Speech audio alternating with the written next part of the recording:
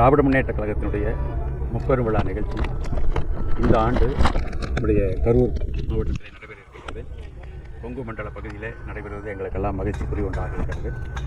பேரறிஞர் அண்ணாவுடைய பிறந்தநாள், தந்தை பெரியார் பிறந்தநாள், திராவிட முன்னேற்ற கழகம் துவங்கப்பட்டதை முன்னிட்டு முப்பெரும் விழா என்று ஆண்டுதோறும் கடைபிடிக்கப்பட்டு வருகிறது. அந்த வகையில் இந்த ஆண்டு கரூரில் மாவட்டத்தில் நடத்துவதற்கு நம்முடைய மாண்புமிகு கழக தலைவர் அவர்களும் கழக இளைஞரணி செயலாளர் அவர்களும் இங்கே அனுமதி தந்து இங்கே நம்முடைய கழகத்தினுடைய மாவட்ட செயலாளர் நம்முடைய மரியாதைக்குரிய சகோதரர் செந்தில் பாலாஜி அவர்கள் கழக நிர்வாகிகளும் இங்கே சிறப்பாக இதை ஏற்பாடு செய்து வருகிறார்கள்.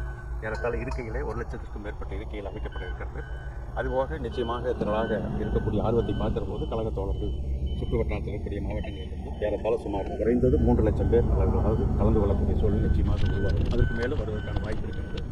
அந்த வகையில் சிறப்பான ஒரு நிகழ்ச்சியாக இங்கே நடைபெறுகிறது. இங்கே கழகத்தின் சார்பில் ஆண்டுதோறும் வழங்கக்கூடிய வகையில் விருதுகளும் வழங்கப்பட இருக்கிறது.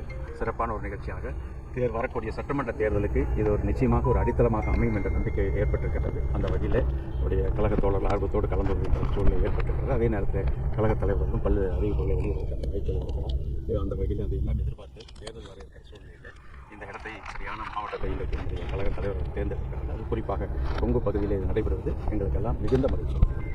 இந்த அறிவிப்புகள் வந்து தேர்தல் சம்பந்தமான அறிவிப்புகள் தான் இருக்கும். அதாவது வழக்கமாக தேர்தல் நேரத்தில் நம்முடைய தோழர்களுக்கு பல்வேறு சூழ்நிலை இப்பொழுது கருத்துக்களை தெரிவித்துக் கொண்டிருக்கிறார். மேலும் அது தெரிவிப்பதற்கான வாய்ப்பு இருக்கலாம்.